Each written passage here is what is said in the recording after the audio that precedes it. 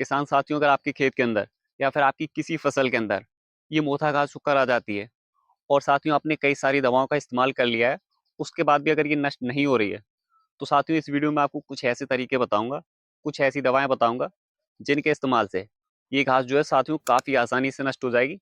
इसके अलावा साथियों मैं इस वीडियो में आपको एक तरीका ऐसा भी बताऊंगा, एक दवा ऐसी भी बताऊंगा, अगर आप जिसका इस्तेमाल करते हैं तो आपकी फसल के अंदर, आपके खेत के अंदर ये घास जो है उगकर ही नहीं आएगी। इसीलिए साथियों आप वीडियो को पूरा देखना, काफ़ी इन्फॉर्मेटिव वीडियो है। और साथियों उससे पहले आपसे एक रिक्वेस्ट है, हमारे इस चैनल को आप सब्सक्राइब जरूर कर लें। चलिए दोस्तों वीडियो शुरू करते हैं और स्टेप बाय स्टेप समझते हैं कि इस घास को कैसे नष्ट किया जा सकता है, किस तरीके से इसको फसल से खत्म किया जा सकता है। सबसे पहले इस घास की मैं आपको पहचान बता दूं, ये कुछ इस तरीके की घास होती है, अगर आपको वीडियो में साफ दिख रहा हो। इसको साथियों कहीं कहीं पर मोथा घास, कहीं नागर मोथा, कहीं पर भदा, और क्षेत्रीय भाषा में जो है अलग अलग इसके नाम होते हैं। और देखने में साथियों ये कुछ ऐसी होती है, मैंने आपको वीडियो में दिखा दिया, स्क्रीन पर आपको दिख रहा होगा। अब बात करते हैं साथियों कि आखिर नष्ट क्यों नहीं होती है, किसी भी दवा का इस पर असर आसानी के साथ क्यों नहीं होता है, या फिर हम अपनी फसल की निराई गुड़ाई करते हैं उसके बाद ये घास दोबारा उगकर क्यों आ जाती है। तो साथियों इसके पीछे एक मुख्य रीजन होता है, जो इस घास की जड़ें होती हैं, इन जड़ों के अंदर एक गांठ पाई जाती है, एक तरीके का ट्यूबर पाया जाता है। साथियों जब हम निराई गुड़ाई करते हैं या फिर किसी दवा का इस्तेमाल करते हैं तो घास जो है ऊपरी हिस्से से कट जाती है या फिर दवा के असर से सूख जाती है।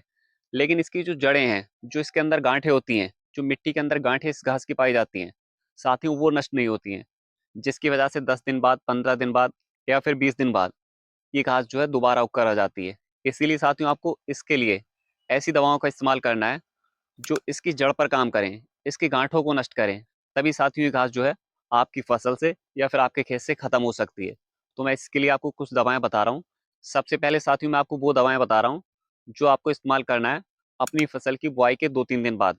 अगर साथियों आपके जिस खेत के अंदर ये मोथा घास ज़्यादा उगकर आती है और आप उसके अंदर कोई भी फसल की बुआई कर रहे हैं, तो बुआई के समय में आपको जो है, जब आप फसल की बुआई कर दें, जैसे कि आप मक्का या फिर गन्ना इस तरीके की फसलों की बुआई करते हैं, तो उसके 2-3 दिन बाद आप अपनी फसल के अंदर जो है एट्राजीन 1 लीटर से लेकर 1.5 लीटर मात्रा जो है प्रति हेक्टेयर के हिसाब से इस्तेमाल कर सकते हैं। या फिर साथियों इसके अलावा आप जो पेंडामेथिलीन है इसका इस्तेमाल कर सकते हैं। इसकी जो मात्रा आपको लेना है, ये आपको 3 लीटर से लेकर 3.5 लीटर के आसपास की जो मात्रा है आपको प्रति हेक्टेयर जो है अपनी फसल के अंदर इस्तेमाल करना है। और साथियों इसका इस्तेमाल आपको करना है जब आपकी फसल की बुआई को 2 से 3 दिन हो चुके हों, आपको इस टाइम पीरियड में इनका इस्तेमाल करना है। साथियों ये दवाएं जो हैं आपकी फसल के अंदर मोथा घास को या फिर चौड़ी पत्ती वाली कोई भी घास हो तो उसको काफ़ी हद तक कंट्रोल करती हैं, उसको जमने से रोकती हैं।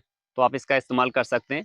इसके अलावा साथियों अगर आपकी फसल के अंदर ये घास जमकर आ चुकी है, तो साथियों उसको कंट्रोल करने के लिए आप अपनी फसल के अंदर जो है हेलोसल्फ्यूरॉन 36 ग्राम प्रति एकड़ के हिसाब से जो है अपनी फसल के अंदर इस्तेमाल कर लें। साथियों ये दवा जो है पत्तियों के रास्ते से घास की जो जड़ में गांठें हैं उन गांठों तक पहुंच जाएगी और उसको नष्ट करने का काम करेगी। इससे आपकी फसल के अंदर जो मोथा घास की समस्या है वो साथियों 90-95% तक खत्म हो जाएगी। अगर इसके बाद कुछ परसेंटेज में घास बचती है, तो साथियों आप 15-20 दिन के बाद जो है दोबारा से इस दवा का इस्तेमाल कर सकते हैं। उसकी जो मात्रा है उसको थोड़ा कम कर लें। इससे आपकी फसल के अंदर जो मोथा घास वाली समस्या है साथियों वो पूरी तरीके से खत्म हो सकती है। इसके बाद साथियों जो तीसरा तरीका मोथा घास को नष्ट करने का, वो होता है कि आपके जिस खेत के अंदर ये घास अधिक उगती है, अधिक जमती है, और वो खेत खाली हो, उसके अंदर कोई भी फसल ना हो, तो साथियों आप इस समय में जो है ग्लाइफोसेट जो रसायन है, जो केमिकल है, जिन भी दवाओं के अंदर ये आता है, उन दवाओं का इस्तेमाल कर लें। उससे ये घास जो है काफ़ी हद तक कंट्रोल हो जाएगी। मैं आपको एग्जाम्पल के लिए नाम बता रहा हूँ, जैसे कि साथियों आपका राउंडअप हर्बिसाइड है या फिर आपका एक्सलमीरा 71 है, आप इनका इस्तेमाल कर लें। इससे साथियों आपकी फसल के अंदर जो मोथा घास की समस्या है ये काफ़ी हद तक कंट्रोल हो सकती है। आप तीनों में से कोई भी तरीका इस्तेमाल कर सकते हैं।